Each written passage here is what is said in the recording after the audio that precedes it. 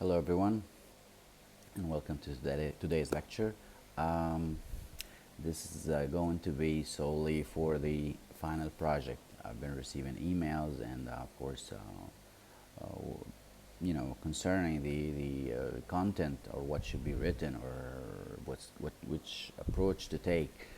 Yesterday, I sent you guys links with the video or the lecture recorded video, links of music that was influenced by well, of course those are Western classical composers, but they were influenced by Arab music in general, and that's just one part of it, I would say.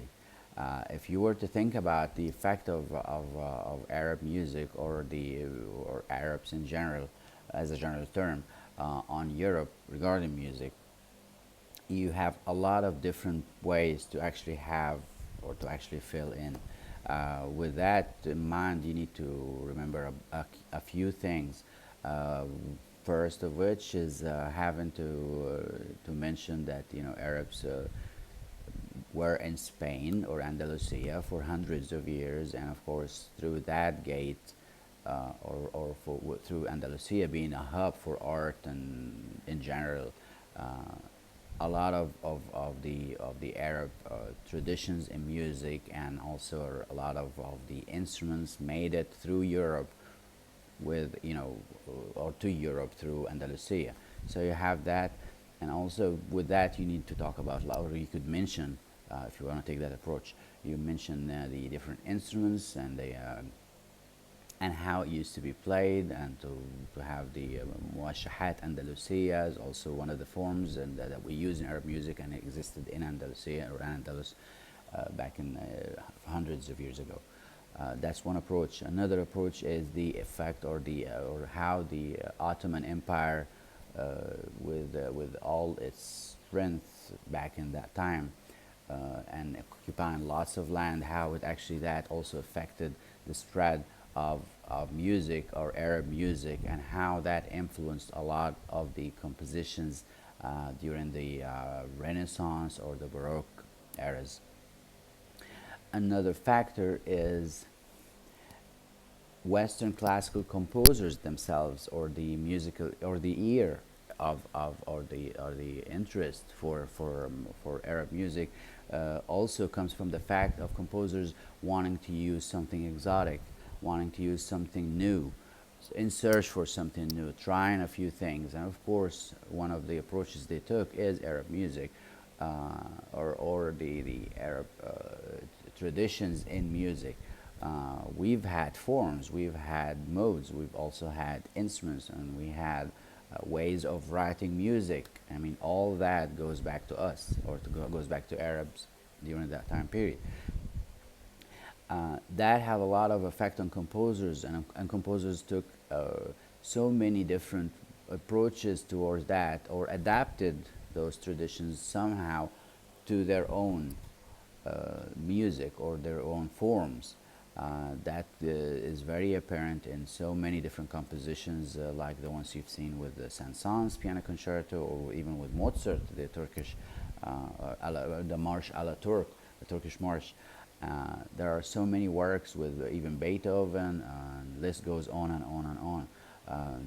The crown jewel, I'd say, of the compositions, and that's what I got from many of you actually responded with regarding the links, telling me that they really like the music and all. Shahrazad by Rimsky-Korsakov is something that we've known, all of us, and it comes from the story of the 1001 Nights, and how that became so popular in uh, in the Western traditions, and how that also had an effect on the later on periods of time, because this is like a late 19th century composition.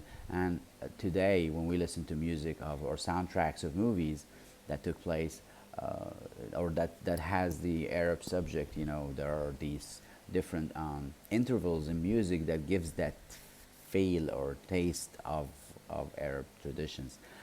You could hear that in today's movies like Aladdin, or even go back in time with Lawrence of Arabia, and all the different movies and art that in general that actually had that taste of Arab flavor, or added it to the music to give that indication.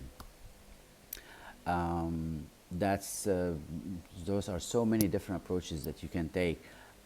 Another factor, the third important thing point that we need to make sure to cover is the مؤتمر الموسيقى العربية, or the Conference for Arab Music, that started in 1934, and a lot of composers attended, one of which is Bela Bartok, and that's one of the important icons in music in the early 20th century, known to actually also not just being a composer but also being an ethnomusicologist, so the ethnicity of music. It's like the Indiana Jones of music, basically, looking for new things and documenting traditional works or traditional forms or traditional tunes or modes, basically documenting all that.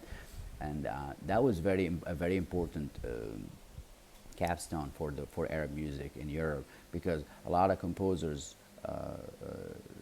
benefited from that, and they used whatever happened in that conference. And from then on out, you pretty much have a lot of that stereotype of using the hugaz or the maqam, or those maqamat that don't really exist at all in Arab music. And it had a good taste to it, and I believe that the Western ear was able to digest that and comprehend it and have a better understanding to it as well. Um, versus other genres or other types of music from different parts of the world. So the Middle East has always had an effect on Europe with music, and if it's not apparent through the modes, it's apparent through the. I mean, you can see that in instruments, and you can see that also in in the compositions written and given titles that has an Arabic meaning to it. So that's one important thing for the paper.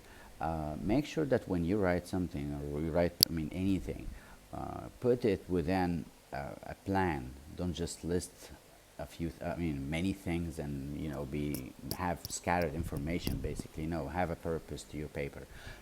When you do that, it makes it easier for you. So I'm going to supply you with even more music that might interest you, and write your paper, and make sure when you're writing it to have a statement, okay, and a description or an argument, so you start your argument with it, and then you have a conclusion in the end. um, Another important thing is that I've received questions regarding mentioning of the use of Arab instruments today, or in electronic, or the pop music culture. And I prefer that we actually have it from way earlier, because listing things that took place 10 or 20 years ago is not really going to show an early influence, because today you can hear music, or we're all pretty much universal in the way that we listen to music from different parts of the world, and being able to digest it and being able to taste it and like it as well, from South America, from North America, from Africa, the Middle East, I mean, all different parts of the world. So I would rather you guys use, or base your project on the early influence of Arabs, with Arabs in Andalusia, the Turkish, or the Ottoman Empire, and its effect or its influence on music in Europe. And then you have later on the music of the Romantic era. And the Romantic era, by the way, was known to have a lot of exoticism. Exoticism is a term used for bringing something from faraway land. And with that, a lot of things took place in the orchestra. Even a lot of those percussion instruments that you get to see in the orchestra came from different parts of the world. And that is also exoticism, to give a feel of that. It's kind of like listening to a piece of music, or listening to a new song that uses a tabla or a or a nay in it. And of course, your ear can pick it really, really fast. And for the Western ear, it is considered like, so, of course they get to pick it as well, but then that is the flavor added to the ingredients of that musical work. um, if you have any questions regarding that, please do not hesitate to email me. and ask me. And I'm planning on having a Zoom meeting tomorrow, so I'm going to send you a link for that. And later on today, I will have some links added on Blackboard for you to listen to.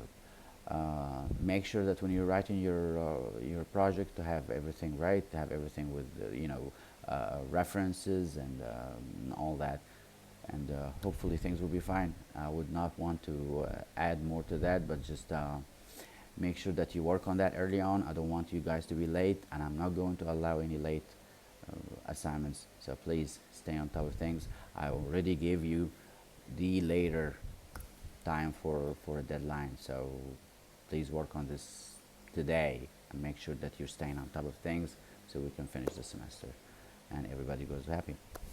All right. Thank you, and I will see you guys tomorrow in Zoom. Bye.